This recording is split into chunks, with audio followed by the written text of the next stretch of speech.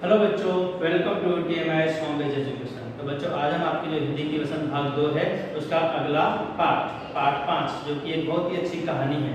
इसका नाम है मिठाई वाला। तो इसका सारांश समझेंगे। तो बच्चों, इसके जो लेखक है जिन्होंने ये पाठ लिखा है वो उनका नाम है भगवती प्रसाद वाजपेयी। भगवती प्रसाद वाजपेयी इससे एक बहुत ही अच्छी कहानी के रूप में उन्होंने इस पाठ को एक बहुत ही अच्छी कहानी के रूप में हमारे सामने रखा है। तो चलिए इसका सारांश जानते हैं, देखते हैं। मिठाई वाला कहानी भगवती प्रसाद वाजपेयी द्वारा रचित की गई, मतलब भगवती प्रसाद वाजपेयी द्वारा लिखी गई है। इस कहानी एक बहुत ही मार्मिक कहानी है। ये कहानी कैसे एक मार्मिक, मतलब दिल को छू लेने वाली कहानी है, बहुत ही अच्छी कहानी है। यह एक पिता के अपने बच्चों से किए गए अटूट प्रेम की कहानी है। ये कहानी किसकी है? एक पिता की उसके बच्चों के साथ कितना प्रेम है, उसका कितना लगाव है, उसके ऊपर आदर रखने वाली कहानी है, जिसमें कहानीकार ने एक पिता का बच्चे के प्रति प्रेम भाव को दर्शाया है। इसमें क्या है, बच्चे का जो पिता का है बच्चे के साथ कितना प्रेम होता है उसके बारे में बताया गया है, दर्शाया गया है कि किस तरह से एक पिता अपने बच्चे को खोने के बाद अन्य बच्चों में उस खुशी की तलाश करता है। जिसमें क्या बताया गया है कि एक पिता है जो अपने बच्चे को खो देता है और उसके बाद दूसरे बच्चों में उसके बच्चे को ढूंढता है, खुशी ढूंढता है। इस कहानी के माध्यम से लेखक पिता के आदर्श प्रेम को दर्शाने का प्रयास करता है। इसमें क्या है, इस कहानी में जो लेखक है वो क्या करते हैं, पिता का बच्चे के लिए कितना प्रेम है वो दर्शा रहे हैं, बता रहे हैं। समाज में यह कहा जाता है कि माँ अपने बच्चों से अधिक प्रेम करती है, परंतु लेखक इस तथ्य को असत्य सिद्ध कर देता है।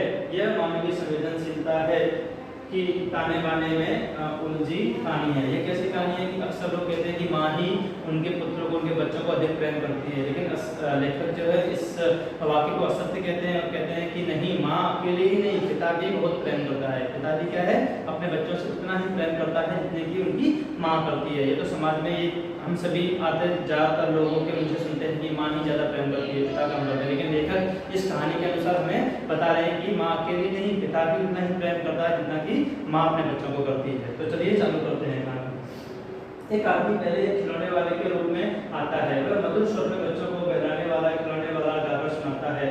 सभी बच्चे उसके खिलौने पर अपनी तोतली आवाज में भाव पूछते हैं। यहाँ पर क्या एक व्यक्ति होता है जो सबसे पहले क्या है, खिलौने वाले का रूप धारण करके आता है और खिलौने वाला आया इस तरीके से सुर में गीत गाते हुए लोग बच्चों के बीच में जाता है और उनकी तोतली आवाज में उनके प्रश्न सुनता है कि मुझे ये वाला खिलौना दो, मुझे ये खिलौना दो। इस तरीके से उनके उत्तर सुनकर खुश होता है और उन्हें खिलौने देता है, खिलौने देता है। तो आवाज में पूछते हैं।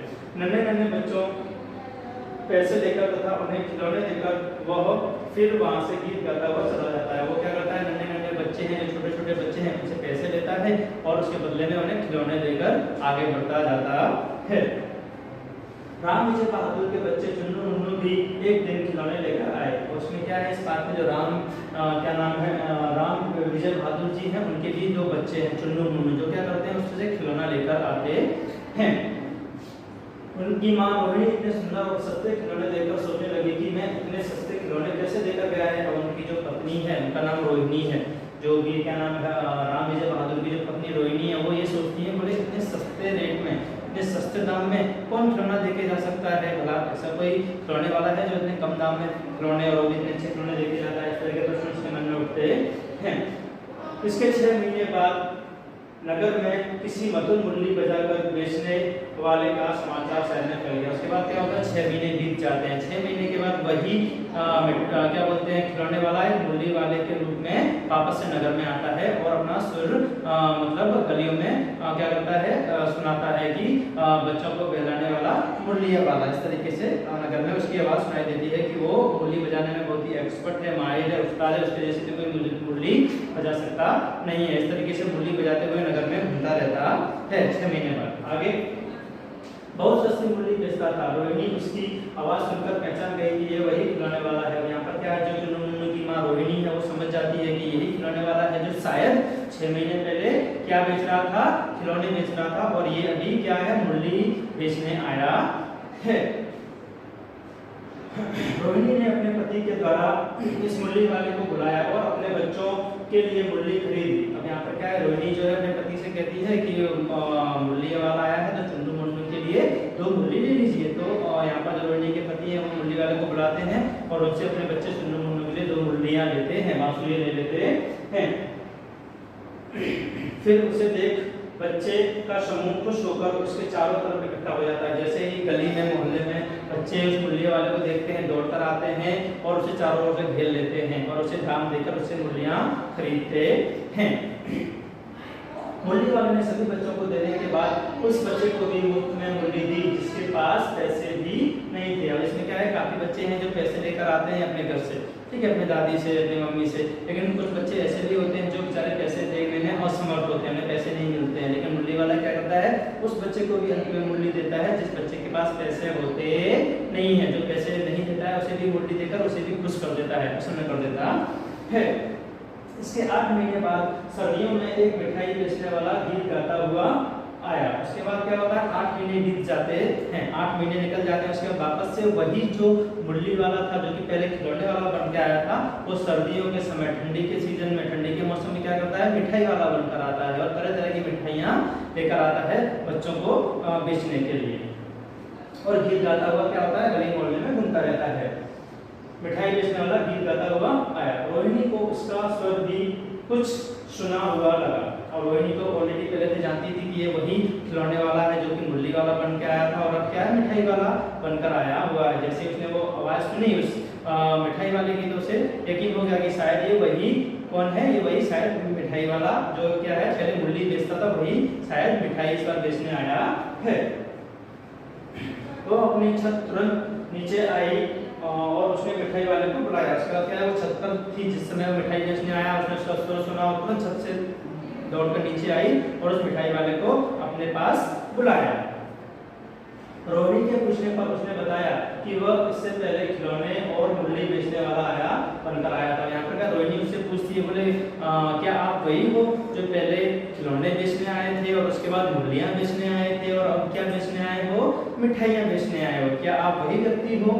तो इस तरीके से जो मिठाई वाला है वो कहता है हाँ मैं वही व्यक्ति हूँ जो पहले खिलौना बेचने आया था और फिर बाद में मुरलियाँ बेचने आया और अब 8 महीने बाद क्या बेचने आया हूँ, मिठाइयाँ बेचने आया हूँ।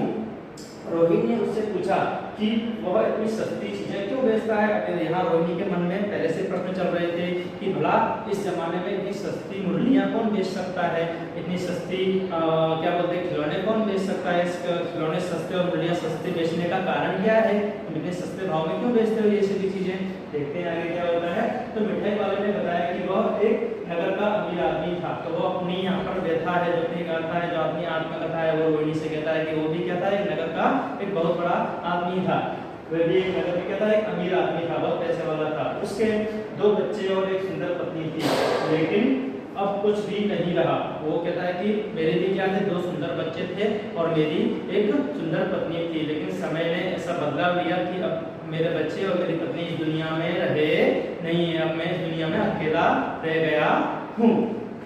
वे अपनी पुरानी बातें याद करके फूट फूट कर रोने लगा। वहाँ पर क्या करता है कि जो मिठाई वाला है वो अपनी बात बताने के बाद में फूट फूट कर मतलब अंदर से बहुत बुरी तरीके से रोने लगता है। जब रोहिणी उससे पूछती है उसके जवाब देने के बाद, उसने बताया कि वह इन्हीं बच्चों में अपने बच्चों की झलक देखने के लिए यह सामान बेचता करता है। वो कहता है कि मैं अपने बच्चों को इन्हीं बच्चों में ढूंढता रहता हूँ कि हो सकता है मेरे बच्चों ने जन्म तो यही कहीं लिया होगा, इन्हीं बच्चों के बीच में होगा मेरे बच्चे जो नहीं रहे इस दुनिया में, तो उन्हीं बच्चों की खुशी वापस पाने के लिए वो ये सभी काम करता है जो कि खिलौना बेचने का है और मुरलियाँ बेचने का है, जो इस बार मिठाई बेचने के रूप में वो नगर में कर रहा है। तो वो क्या करना चाहता है, बच्चों का प्रेम पाने के लिए वापस अपने बच्चों का प्रेम ढूंढ रहा है, उनका जो क्या बोलते हैं प्यार है वो पाने के लिए वो ये सभी काम कर रहा है।